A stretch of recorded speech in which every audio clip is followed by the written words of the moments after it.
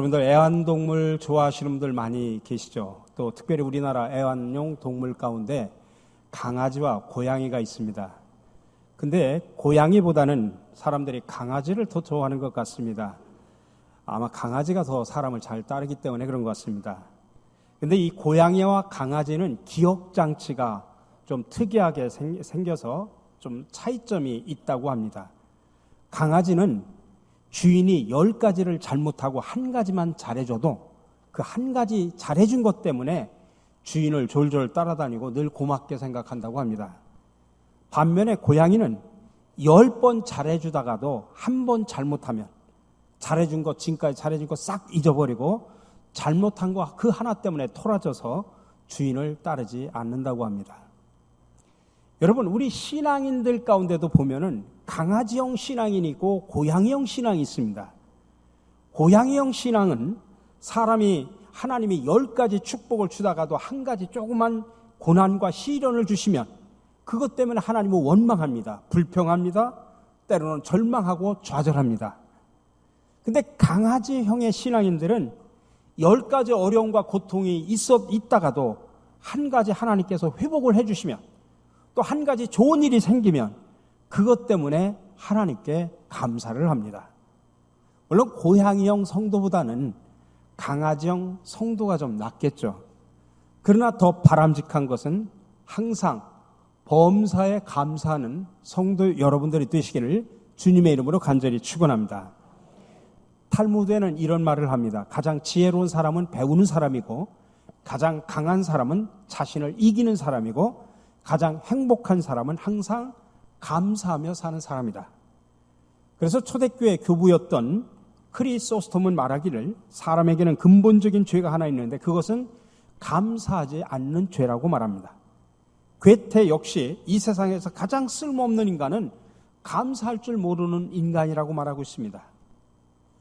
특별히 성경에는 감사에 대한 신앙이 꽉 차 있습니다. 또 강조를 하고 있습니다. 이 감사는 선택이 아니라 그리스도인들의 필수 요소요, 하나님의 명령입니다. 오늘 우리가 2019년 추수감사주일을 보내고 있습니다. 지금까지 일반적으로 우리 교회에서 추수감사절 하면은 미국의 땡스기빙 데이의 그 전례에 따라서 가을철 풍성한 수확을 주신 하나님께 감사를 드리는 절기로 지켜왔습니다. 그래서 추수를 상징하는 여러 과일들을 그냥 교회에다가 강단에다가 장식을 하고 그렇게 하면서 하나님 앞에 열매를 주신 하나님 앞에 감사를 드리는 그런 절기를 보냈습니다. 그러나 우리가 추수감사절의 뿌리를 미국 청교도의 신앙이 아닌 구약 성경에서 찾으면 그 절기는 그 이상의 의미가 있다는 것을 아셔야 됩니다. 구약 성경에는 이 절기를 2가지 이름으로 불렀습니다. 하나는 수장절이라고 불렀습니다. 출애굽기 23장 16절에 보니까 수장절을 지키라. 이는 네가 수고하여 이룬 것을 연말에 밭에서부터 거두어 저장함이라. 이스라엘 백성들은 가나안 땅에서 정착을 하면서 늦은 추수를 하게 됩니다. 그리고 그 추수를 기념하면서 수장절을 지켰습니다. 수장이라는 말은 거두어 저장한다는 뜻입니다. 또 하나는 초막절이라고 불렀습니다. 레위기 23장과 오늘 나오는 본문입니다. 레위기에 보면 이스라엘 자손에게 말하여 이르라. 7째 달 15셋 날은 초막절이니 여호와를 위하여 이레 동안 지킬 것이라. 오늘 13절입니다. 너희 타작 마당과 포도주 틀에 소출을 거두어 드린 후에 이레 동안 초막절을 지킬 것이요. 이스라엘 백성들은 가나안 땅에 정착하면서 가나안 땅에서 늦은 추수를 기념하면서 수장절을 지켰습니다.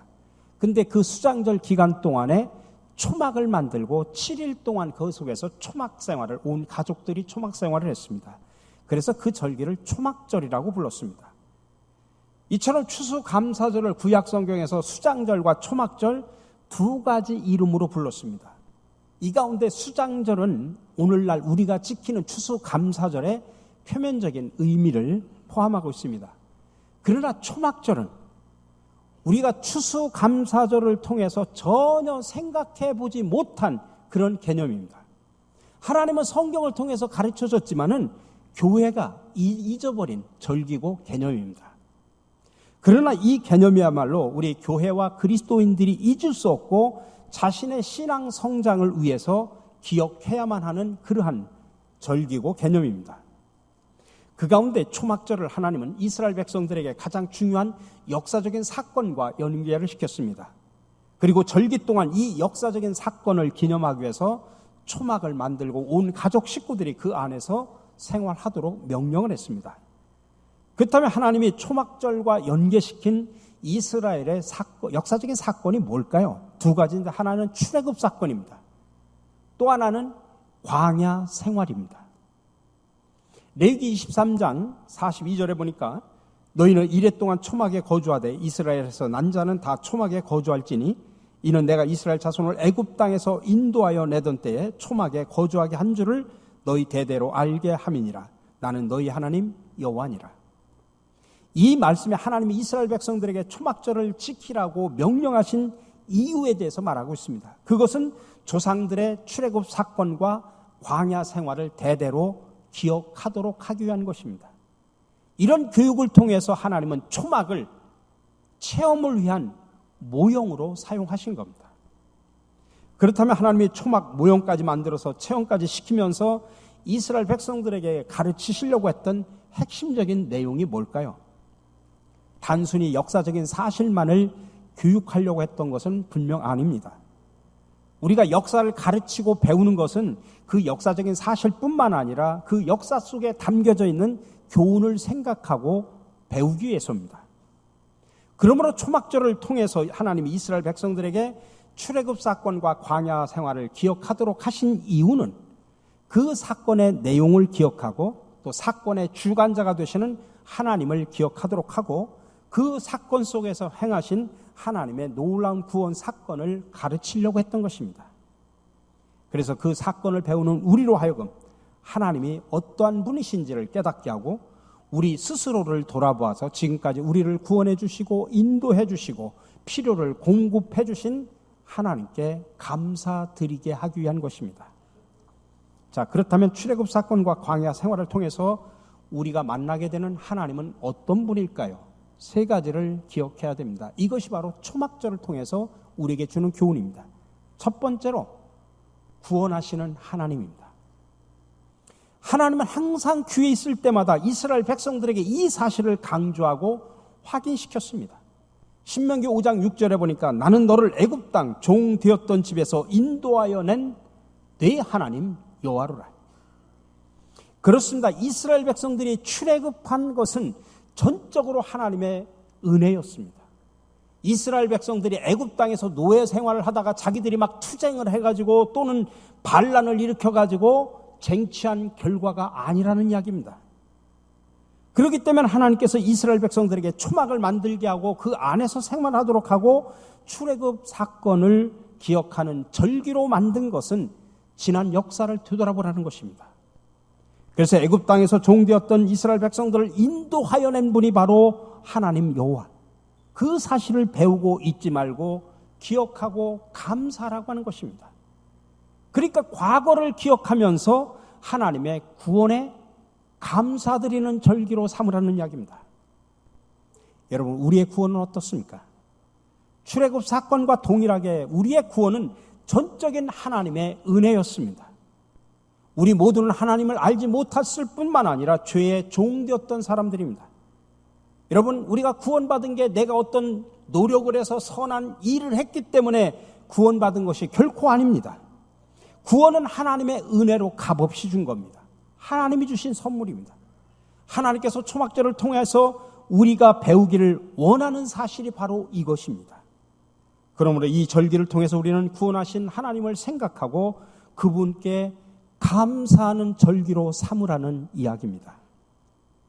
두 번째로 출애굽 사건과 광야 생활을 통해서 우리가 만나게 되는 하나님은 우리를 인도하시고 보호하시고 공급하시고 함께 하시는 하나님이라고 하는 것입니다. 이스라엘 백성들은 출애굽한 이후에 광야에서 40년 동안 장막을 짓고 살았습니다. 그 장막 텐트죠. 그래서 하나님은 가나안 땅에 정착한 이스라엘 백성들에게 조상들의 광야 생활을 기억하고 가르치기 위해서 장막 대신에 초막을 짓도록 했다는 이야기입니다. 그렇다면 초막을 통해서 광야 생활에 어떤 것을 기억하라는 것일까요?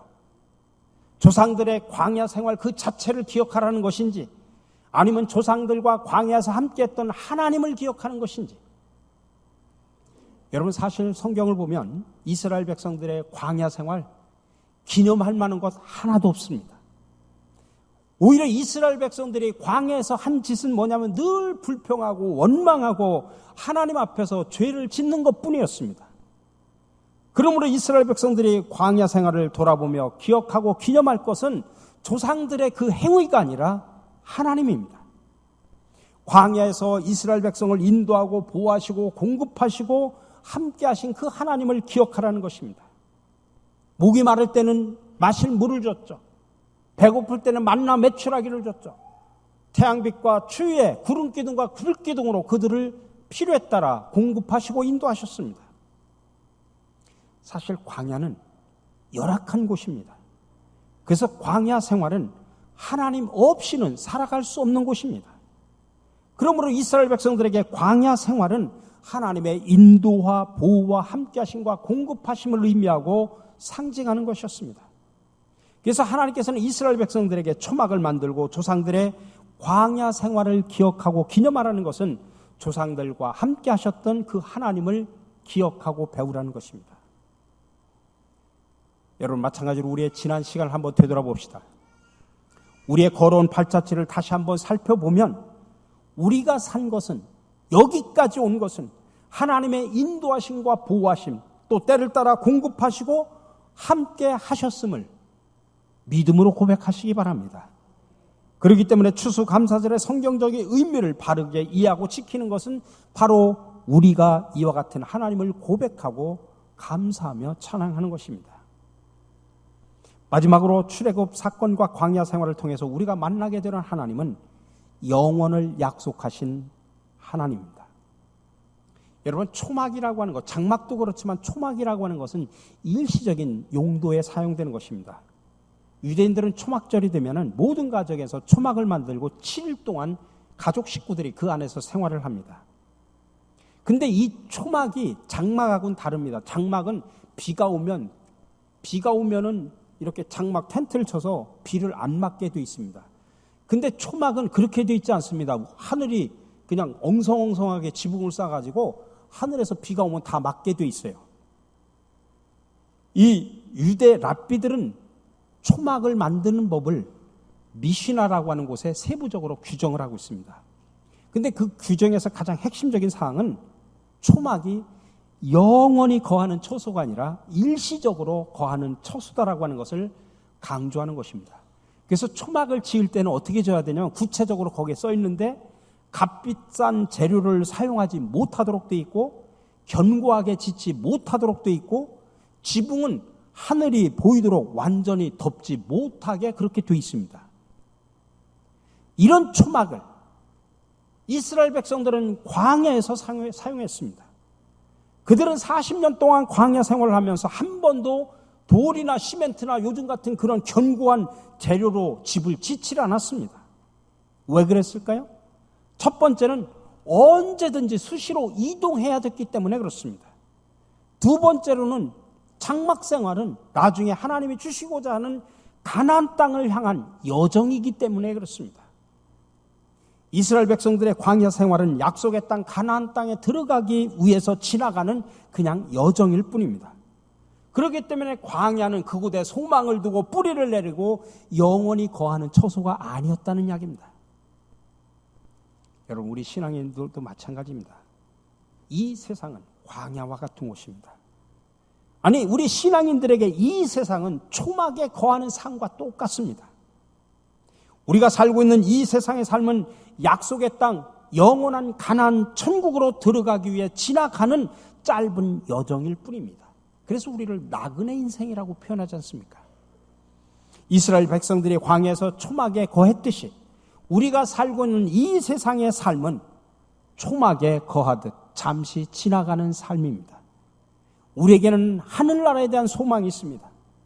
하나님께서는 그 초막을 통해서 우리에게 이것을 가르치고 기억하고 명심하라고 하는 이 사실을 가르치려고 했던 것입니다.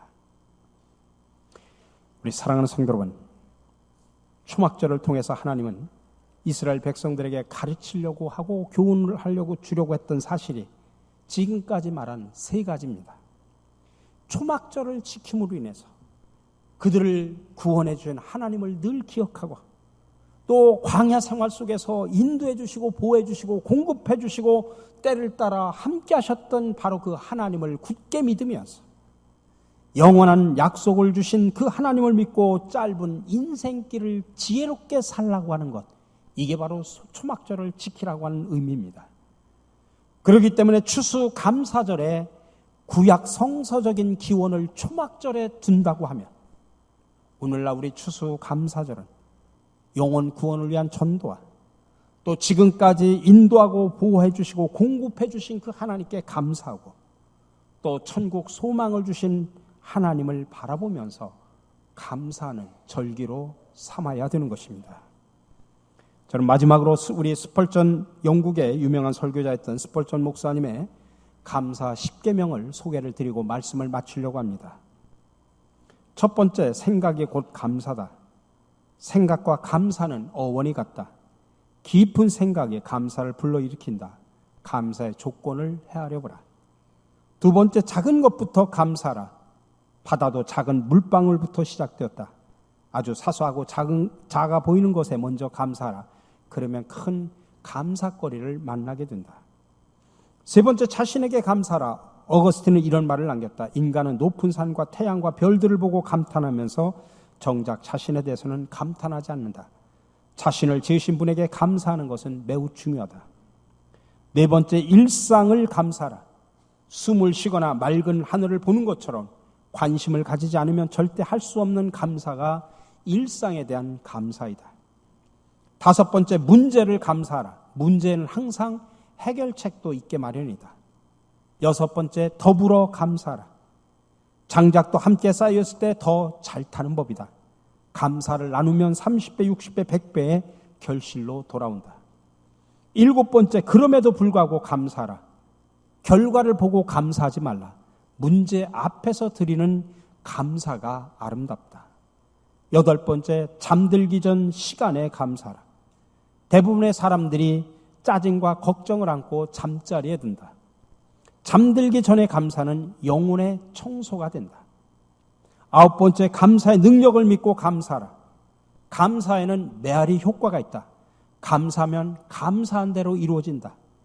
불행할 때 감사하면 불행이 끝나고 형통할 때 감사하면 형통이 연장된다.